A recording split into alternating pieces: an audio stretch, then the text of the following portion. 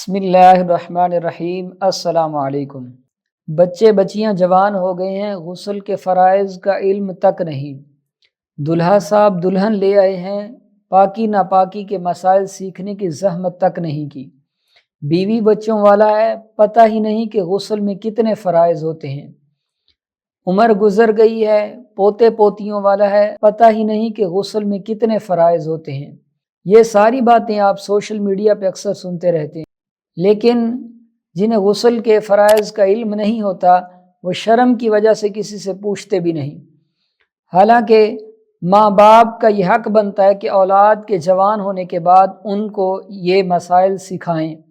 جب ماں باپ کو ہی نہ آئیں تو وہ کہاں سے سکھائیں؟ آئیے میں آپ کو بتاتا ہوں کہ غسل میں کتنے فرائض ہیں۔ غسل میں 3 فرائض ہیں۔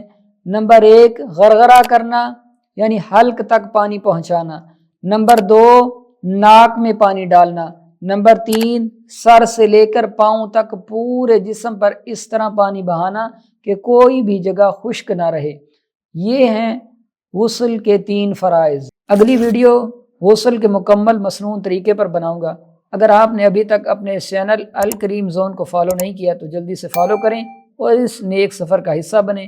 ہاں، ویڈیو کو لائک اور دوستوں کے ساتھ شیئر کرنا مت بھولیے گا۔ ملتے ہیں اگلی ایسی خوبصورت ویڈیو میں۔ اپنا بہت سارا خیال رکھیے گا۔ السلام علیکم۔